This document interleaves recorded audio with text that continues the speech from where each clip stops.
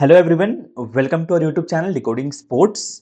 तो इससे पहले मैंने दो वीडियोस बना दी थी जहां पे आप 12वीं के बाद एडमिशन ले सकते हैं जितने भी अच्छे अच्छे इंस्टीट्यूट्स थे। तो पहला वीडियो मैंने बनाया था Lakshmibai national institute of physical education के लिए बीपीएड कोर्स का, वहाँ क्या प्रोसेस आता है कंप्लीट चीज़ मैंने बताया है।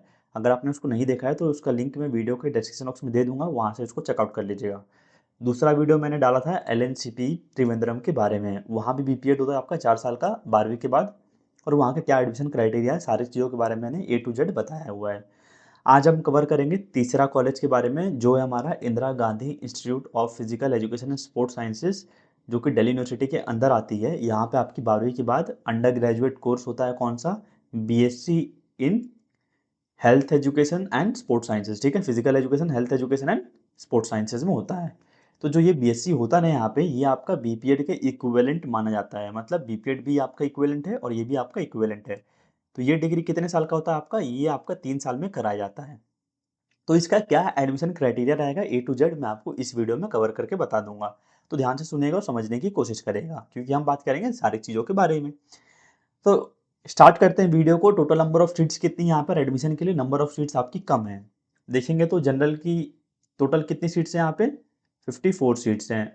ठीक है, ओबीसी नॉन क्रीमी लेयर की 36 है, एससी की 20 है, एसटी की 10 है, ईडब्ल्यूएस की 15 है। तो ऐसे ऐसे आपका सीट्स रिजर्वेशन दिया गया है, हर कैटेगरी वाइज आपको सीट्स दिख रहा है। तो आप देख सकते हैं हर कैटेगरी के कितने सीट्स हैं। तो ये तो बात हो गया नंबर ऑफ सीट्स के बारे में। अब बात करते हैं सर यहाँ पे एडमिशन क्राइटेरिया क्या रहता है, हम कैसे एडमिशन ले सकते हैं। तो देखिए इसका एडमिशन होता है रिटन टेस्ट का, आपका सीयूटी के थ्रू होता है।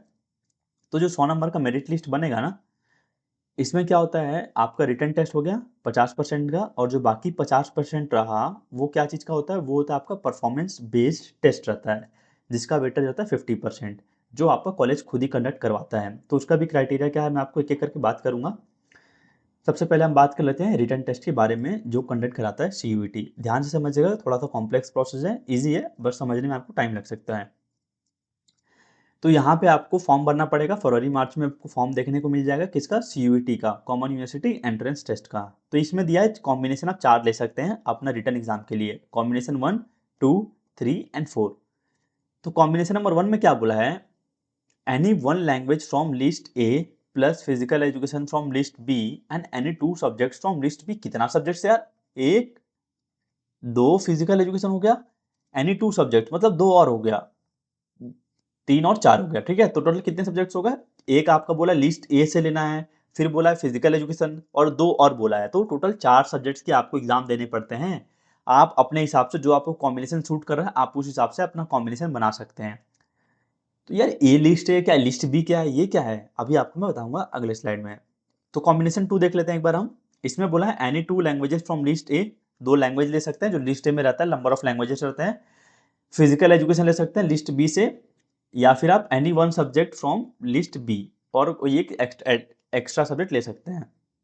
कॉम्बिनेशन 3 में क्या बोला है, any one language from list A and any 3 subject from the list B, एक लैंग्वेज और 3 डोमेन सब्जेक्ट।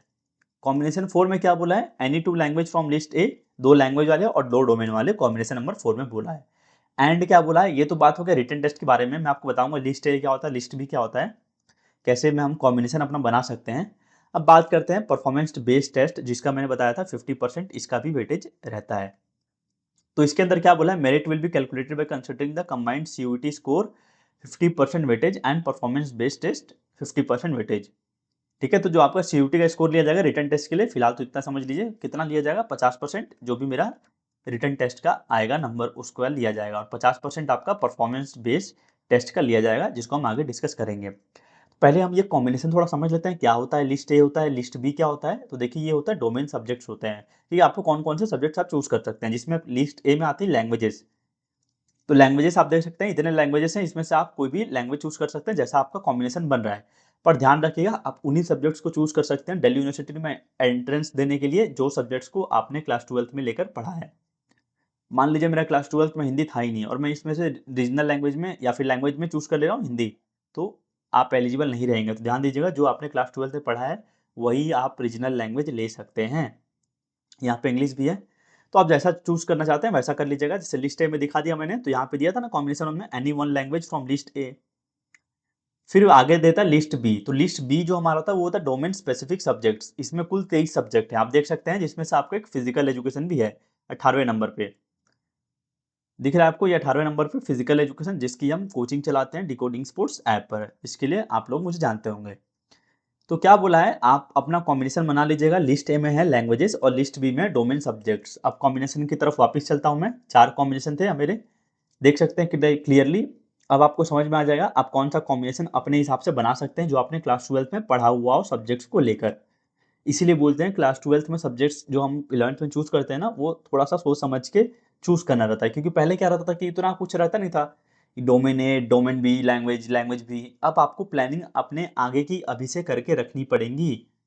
यही है होता है प्लानिंग। अगर आपको अच्छे से पहले से पता रहेगा, तो वही मैं कोशिश कर रहा हूँ वीडियो के थ्रू आप तक पहुंचा दूँ ये इन्फॉर्मेशन कि आपको सब्जेक्ट्स अगर चूज करना है तो उसको वाइसली चूज करिएगा, ताकि आपको आगे उससे हेल्प मिले जब भी आप डीयू का एंट्रेंस देंगे। ठीक है, तो रिटन टेस्ट के बारे में बात कर लेते हैं और अच्छे से। तो मेरिट लिस्ट में आपका कितना होगा, 50% होगा यहाँ पे, थोड़ा सा 40 नहीं 50 होगा। ठीक है, सिलेबस क्या रहेगा आपका, फिजिकल एजुकेशन तो रहेगा ही साथ साथ, ये तो सिर्फ एक सब्जेक्ट रहेगा फिजिकल एजुकेशन का सिलेबस। साथ में और 3 सब्जेक्ट्स आपको देने पड़ेंगे जो आप चूज करेंगे। टोटल नंबर ऑफ क्वेश्चंस कितने रहेंगे, हर सब्जेक्ट में 50 आएंगे। मतलब कितने सब्जेक्ट होंगे, 4 हो जाएंगे, क्योंकि मैंने बताया 4 सब्जेक्ट चूज करना पड़ेगा। एक क्वेश्चन होता है 50 क्वेश्चन, एक पेपर में एक सब्जेक्ट में 50 क्वेश्चन होते हैं। ठीक है, तो अगर हम देखें टोटल 4 सब्जेक्ट्स हो जाएंगे, तो 4 × 50 करेंगे, मतलब 200 क्वेश्चंस का आपका एग्जाम आएगा। पर ऐसा नहीं है कि एक सब्जेक्ट का एक ही दिन होंगे, अगले सब्जेक्ट का अगले दिन होगा। सब एक ही दिन नहीं होता है, अलग अलग दिन भी होता है। और ऐसा भी हो सकता है कि 2 सब्जेक्ट का आपको एग्जाम एक ही दिन देना पड़ेगा। तो मैंने मान लीजिए कॉम्बिनेशन बनाया, उसमें 4 सब्जेक्ट मैंने चूज किए हैं। तो हो सकता है कि 2 सब्जेक्ट का मेरा एक दिन एग्जाम पड़ गया एक के बाद एक, और 2 सब्जेक्ट का एक एक करके अलग अलग दिन एग्जाम पड़ा, फिर मार्क्स इसका जोड़ा जाएगा। तो टोटल अगर हम जोड़े तो पूरा 200 क्वेश्चन आएंगे। एक सब्जेक्ट का रहता है, एक क्वेश्चन रहता है 5 नंबर का। तो एक पूरा सब्जेक्ट आएगा, 50 क्वेश्चन एक सब्जेक्ट में रहेंगे। तो अगर हम इसको 5 से मल्टीप्लाई करें तो एक पेपर मेरा होगा 250 मार्क्स का। नंबर ऑफ सब्जेक्ट्स कितने रहेंगे, 4 रहेंगे। तो टोटल मार्क्स कितने हो जाएंगे मेरे सीयूटी में, 1000। 1000 नंबर का जितना भी मार्क्स आएगा आपका, 1000 में से मान लीजिए मेरा 800 आ रहा है, फिर इसका 50% लिया जाएगा। किसमें, आपका मेरिट लिस्ट बनाने में, जो भी आपका रिटर्न का क्राइटेरिया है। और 50% होगा किसका, आपका जो भी परफॉर्मेंस बेस्ड टेस्ट है। आई होप आपको समझ में आ रहा होगा। ध्यान रखिएगा, इसमें नेगेटिव मार्किंग भी रहता है और आपका एग्जाम अलग अलग ऑनलाइन सेंटर्स पर होता है। तो अगर आपको हमारे साथ जुड़कर तैयारी करनी है फिजिकल एजुकेशन डोमेन की, तो आप डिकोडिंग स्पोर्ट्स पे डाउनलोड करके वहाँ पे आपको फिजिकल एजुकेशन की बेस्ट कोर्सेज मिल जाएंगी। रिकॉर्डेड और लाइव बैच दोनों एक ही प्राइस में एक्सेस मिल जाएगा आपको। अब बात करते हैं परफॉर्मेंस बेस्ड टेस्ट के बारे में।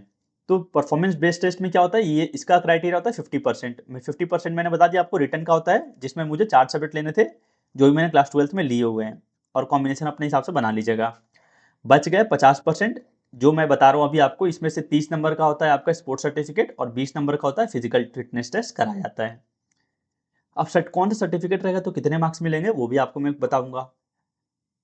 फिटनेस टेस्ट में क्या होता है, कैसे करते हैं, उसके नंबर्स कितने रहते हैं, मैं इतना टाइम में करूंगा तो इतने नंबर मिलेंगे, उसका नॉर्म्स क्या रहता है, सारी चीजें अभी आपको इसी वीडियो में सॉल्व हो जाएंगी।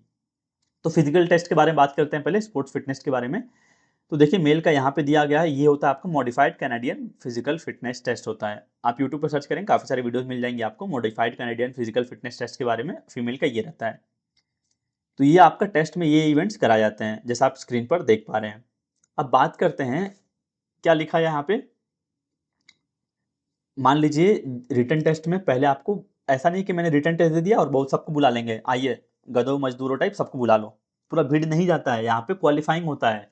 5 times the candidates will be called for sports proficiency and fitness test based on your CUET scores. मतलब आपको रिटर्न में पहले अच्छा परफॉर्मेंस देना पड़ेगा, तब जाके आपको बुलावा आएगा। किसके लिए, फिजिकल फिटनेस टेस्ट और स्किल टेस्ट देने के लिए। पता चला आपका नाम ही नहीं आया लिस्ट में, आपने इतना कम नंबर स्कोर कर लिया। तो पढ़ना पहले जरूरी ज्यादा है। ठीक है, क्योंकि नंबर ऑफ देख रहे हैं 4 सब्जेक्ट का एग्जाम हो रहा है, तो पढ़ाई तो भैया पहले से चालू करनी पड़ेगी। अच्छे अच्छे बच्चों ने कर दिया है अपना, आप भी चालू कर दीजिए, नहीं किया है तो आपने। फिर यहाँ पे दिया गया है फिजिकल फिटनेस टेस्ट के बारे में, आपको कितने चांसेस दिए जाते हैं उस सब के बारे में बात किया गया। तो इसको भी आप देख सकते हैं अगर आपको प्रिपेयर करनी है अच्छे से। तो ये आपका नॉर्म्स है, आपको क्लियरली स्क्रीन पर मैं दिखा रहा हूँ। आपको कहीं भी किसी वीडियो में एक साथ इतनी सारी इन्फॉर्मेशन कंप्लीट नहीं मिलेंगी। मैंने काफ़ी ढूंढने के बाद ये सब चीज़ें मैंने कलेक्ट करी और आपके लिए वीडियो बना के ला रहा हूँ एक-एक कॉलेज को कवर करते हुए, ताकि आपको हेल्प मिले जो भी बच्चे 2026 में एडमिशन लेना चाहते हैं या फिर उससे आगे।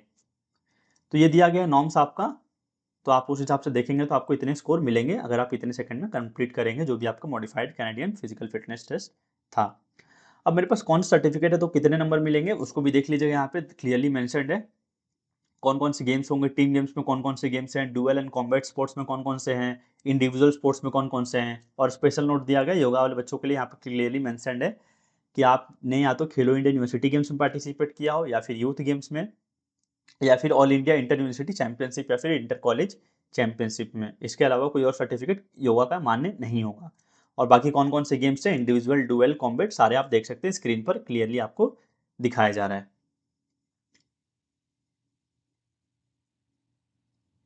अब आते हैं नेक्स्ट स्लाइड पे। तो यहाँ पे बताया गया है, जो मैंने बताया था 30 नंबर का आपका स्पोर्ट्स सर्टिफिकेट के मार्क्स होते हैं, ठीक है। तो आपको उसमें से देख सकते हैं जो भी आपने जैसा परफॉर्म करेंगे उस हिसाब से आपको मार्क्स मिलेंगे। तो ये हो गया मेरा स्पोर्ट्स सर्टिफिकेट के बारे में।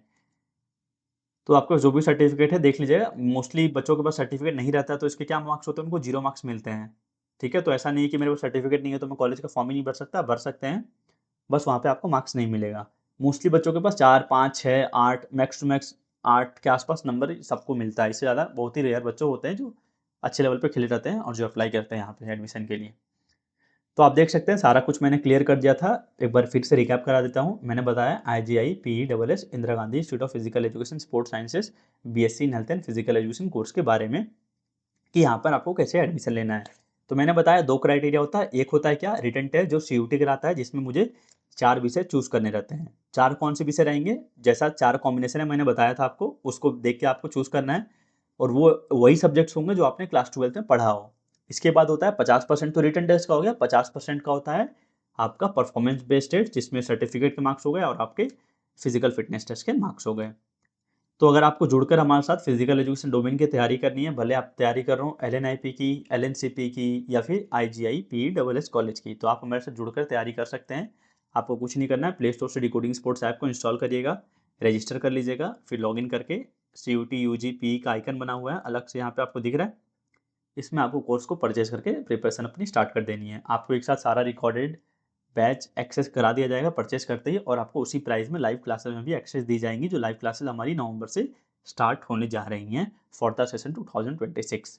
और कोई डाउट आती है तो आप मुझे इस नंबर पे पर्सनली कॉल या फिर व्हाट्सएप पे मैसेज करके पूछ सकते हैं। तो that was all for this video. मैं आशा करता हूँ कि आपको इस वीडियो के थ्रू काफ़ी हेल्प मिली होगी और काफ़ी एक आइडिया मिला होगा कि मुझे करना क्या है, यहाँ का अगर मुझे एडमिशन लेना है तो प्रोसेस क्या है, क्योंकि आपको बहुत ही कम वीडियोज़ मिलेंगी जिसमें आपको इतनी सारी चीज़ों के बारे में बताया जाएगा।